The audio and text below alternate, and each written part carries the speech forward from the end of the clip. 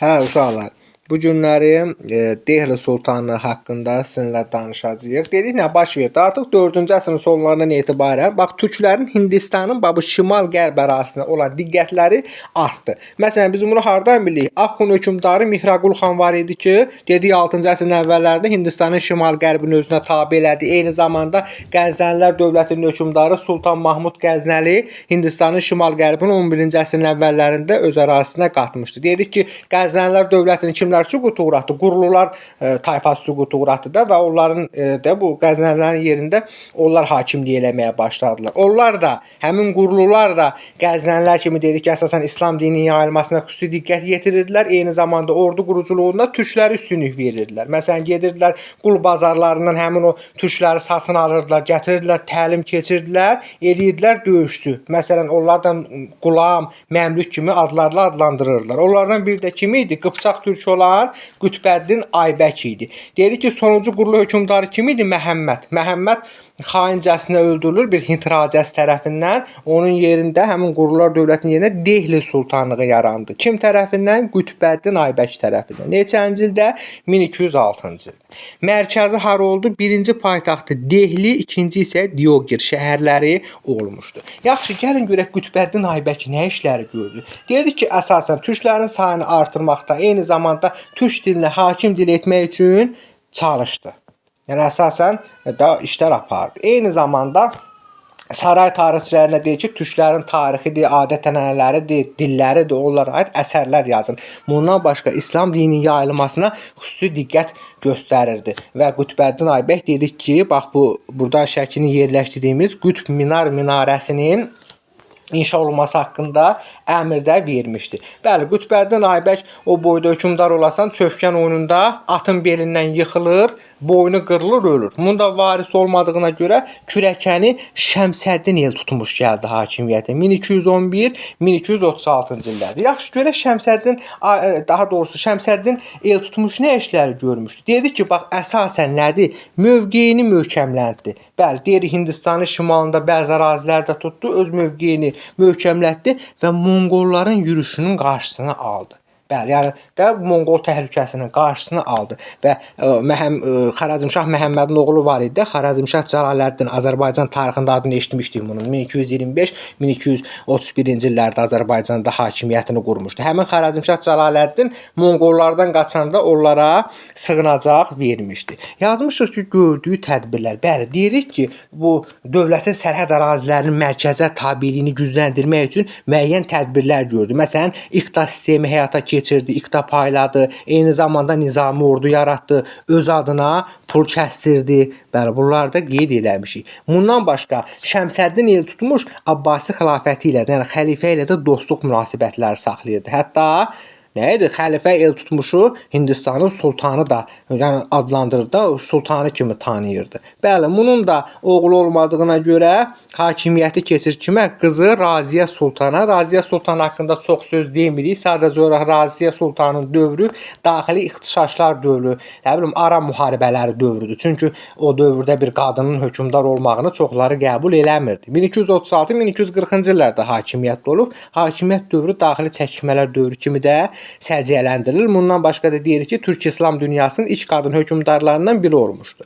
Yaxşı, Qiyasəddin Balaban. Bəli, Qiyasəddin Balaban deyirik ki, hərbiçilərin köməyi ilə hakimiyyətə gəldi. 1266-1287-ci illərdə hakimiyyətdə olmuşdu. Nə iş gördü Qiyasəddin Balaban?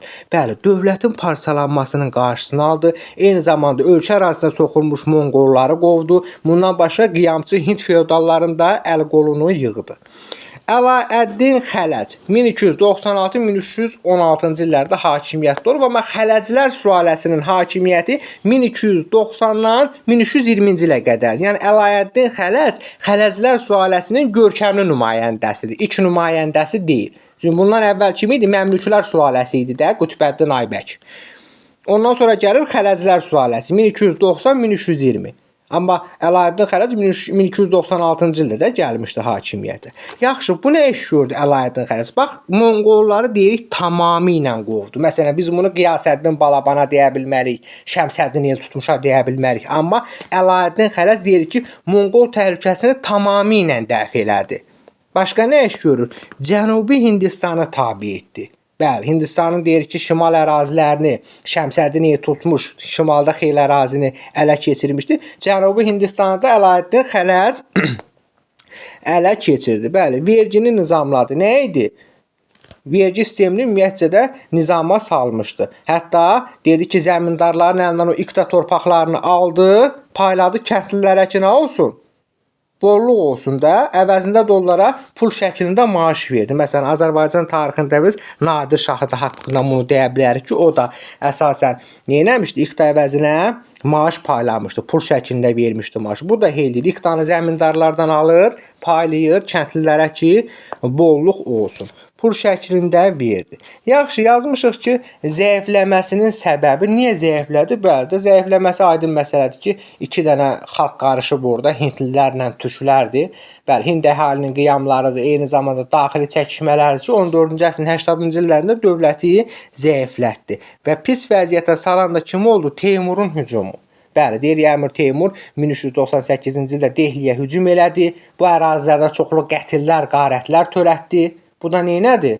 Artıq dövləti zəiflətdi və iqtisadi böhrana səbəb oldu ki, Dehli Sultanlığı artıq parçalanmağa başladı. Yəni içərisində müstəqil hakimlər çıxdı və dövlət parçalanmağa doğru getdi. Deyirik 15-ci əsrin ortalarında Əfqan tayfaları, Əfqan əsilli sülalə neynədir? Hakimiyyətə keçdi və daha da dövləti zəiflətdi. Sonuncu hökmdarı kim olmuşdu? İbrahim Ludi olmuşdu. İbrahim Ludi Habaqdorlu hakimiyyətdə 16-cı əsrin əvvəllərində nə işlər görmüşdü? İstədi ki, dövləti gücləndirsin. Amma məsələn iri feodallara qarşı, əyanlara qarşı mübarizə apardı. Həmin bu əyanlar da bundan narazı qalır. Kabul hakimi var idi. Hökmdar deyirik də Kabulun hakimi idi. Zahirəddin Babur. Zahirəddin Baburu çağırdılar və 1526-cı ildə məşhur Panipat döyüşü baş verdi ki, həmin Panipat döyüşündə Dehli Sultanlığı süquta uğradı və yerində böyük Moğol dövləti yarandı. İdarə etmə sistemi Dehli Sultanlığının deyir ki, sultan dövləti idarə edirdi, qazi məhkəmə işlərinə baxırdı, vali vilayətləri idarə edirdi, rəis dairələri idarə edirdi, baş vəzir də əsasən hərbi işlərə rəhbərlik edirdi, eyni zamanda mülki işlərə rəhbərlik edirdi. Yaxşı, burada bunu da qeyd edir, yadımdan çıxıb yazmamışam. Bəli, deyirik ki, bunların xalq tikisi ayrılırdı. Məsələn, müsəlmanları dövlət xalq adlandırırdılar. Hintliləri də himayəyə götürülmüş xalq adlandırırdılar. Torpaq mülkiyyət formaları. Gəlin görək Dehli Sultanlığında torpaq mülkiyyət formaları nə cürdür? Məsəl üçün dövlət torpaqları var idi ki, deyirik ki, dövlətin idi də bu məlum məsələdir, dövlət torpaqları. Xas sultan ailəsinə məxsus torpaqlar idi ki, orada işləyən kəndlilər də sultan xəzinəsindən maaş alırdı. İqta nə idi bəs? Dediyi zəmindarların əlindən iqta alındı, pul şəklində maaş verildi. İqtanı əsasən sahibləri zəmindar adlandırırdı.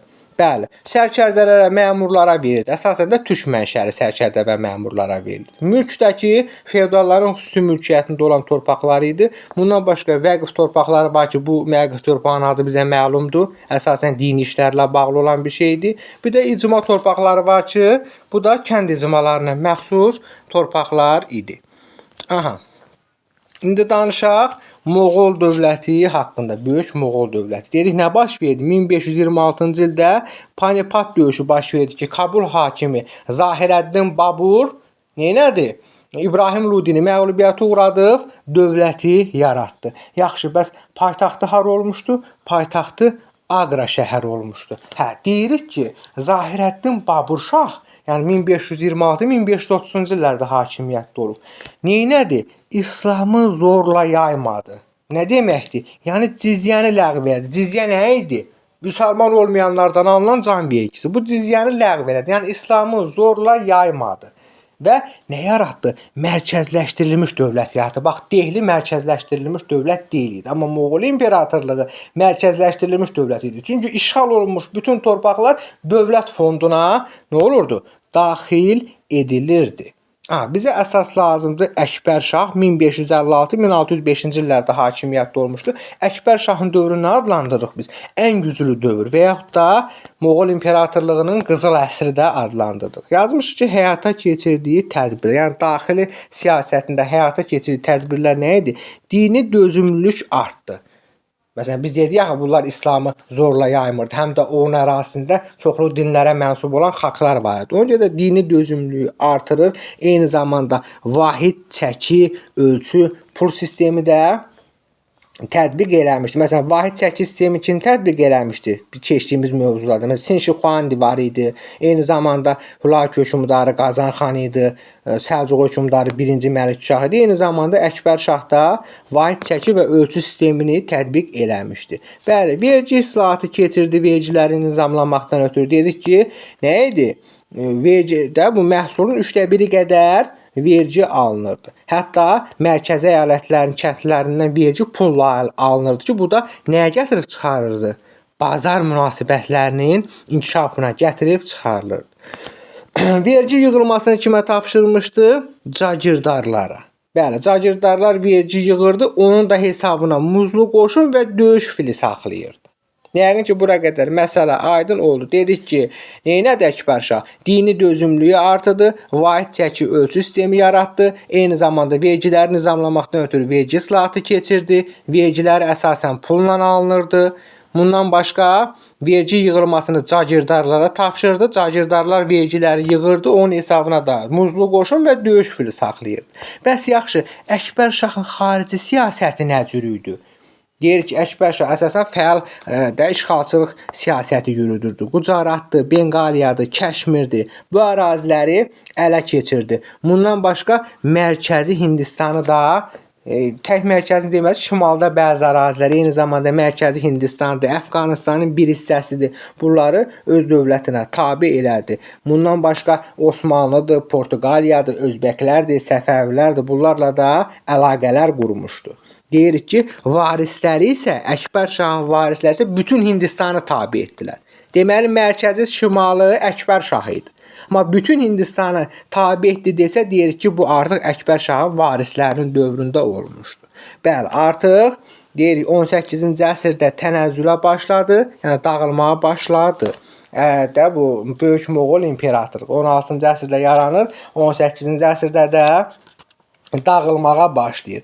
Torpaq mülkiyyət formaları hansılardır bunlarda? Məsələn, dövlət torpağı var ki, dövlətə məxsus torpaqlar idi.